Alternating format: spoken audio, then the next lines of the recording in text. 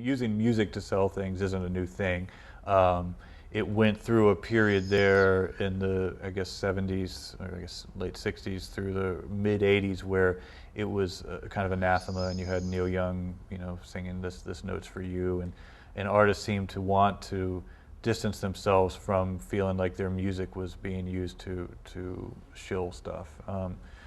Over the last 5-6 years, that's changed completely, and any of the taboo around that has gone away. Now you're kind of seen as foolish if you don't use your music any opportunity you can get. I have very mixed emotions about this. I think that it's too early to tell what the long-term ramifications of doing that are. I can talk about two specific instances that are kind of on two sides of the coin. There's an artist called Nick Drake who's dead. He died in the 70s. And his catalog would sell about 3,000 copies a year. He was widely respected critically, but no one could figure out a way to market him to the masses. Volkswagen put his music in a car ad, and he went from selling 3,000 copies a year to 300,000, and ended up selling well over 1 million records. I personally can't think of anything bad about that. Exposing 1 million people to Nick Drake's unique kind of music can only, in my mind, affect change in a good way. The fact that it helped Volkswagen sell cars, okay, that's okay. On the other hand, someone like Led Zeppelin using rock and roll to sell Cadillacs seems to me to mess a little bit with our cultural heritage. So I think you have to be careful about it. I've heard a lot of negative things about that Led Zeppelin commercial, and artists need to understand for the long term this stuff does affect you.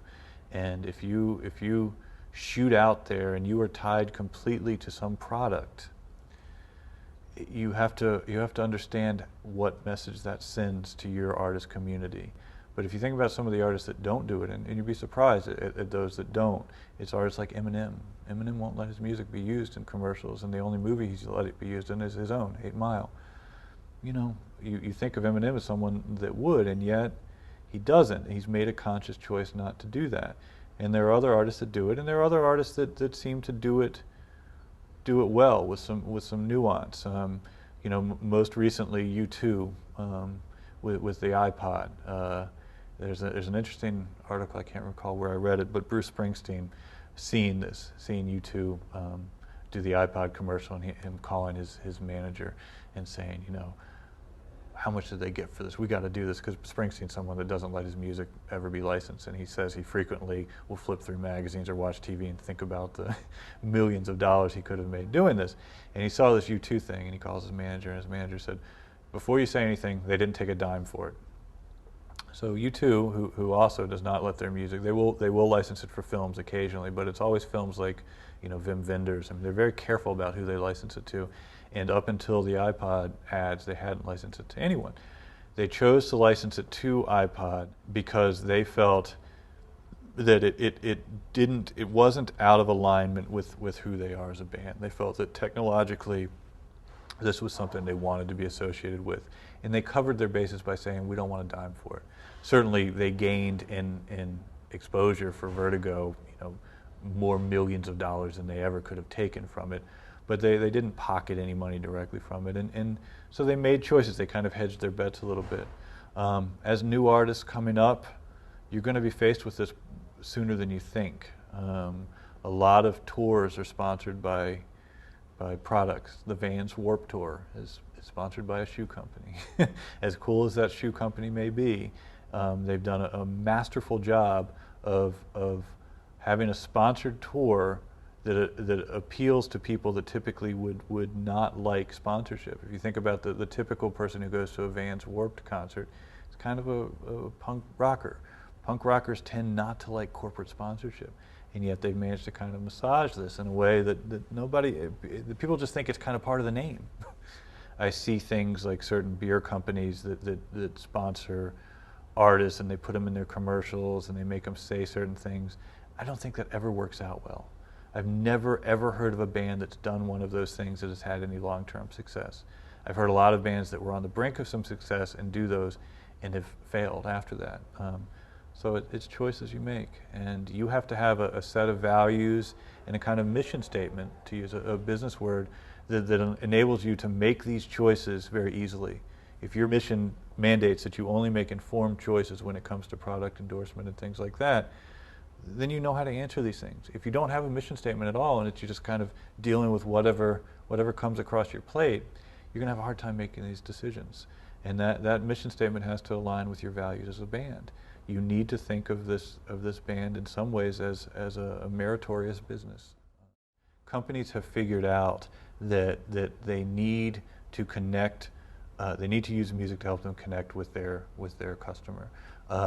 So rather than it being some very secondary thought where, oh, we'll just hire a jingle writer, we'll do whatever, they've seen that, you know, we can make a very clear emotional statement with who we align ourselves with music. The problem is that many of the people that are running these companies haven't the foggiest idea who that person is, who the musician is that they should be aligning themselves with. This creates a wonderful space for people that are passionate about music to find jobs in businesses that 2-3 years ago weren't there. You know, you mentioned companies like Fendi and Toyota. These places now have music departments, you know, where people are hired to come in and you know, determine what the right music is, to go make the deals. So you have music supervisors now that are working for products that before would at most hire out for it.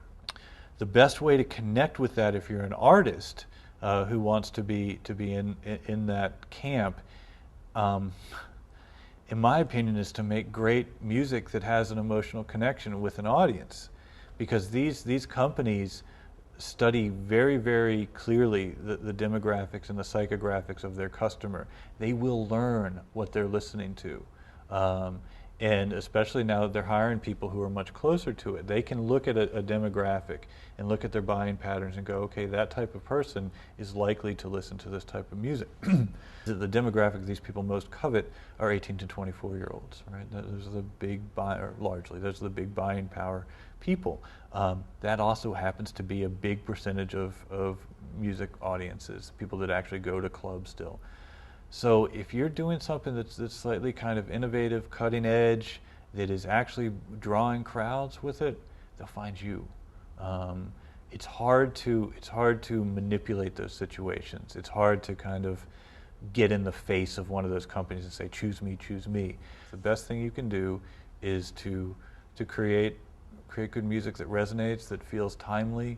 You know, bands like the Walkmen, bands that are still not selling a ton of records, they are just making a fortune off of all of their product, you know, the use of their music and commercials, and they're doing it in a smart way that's not alienating their fan base, and that's the challenge.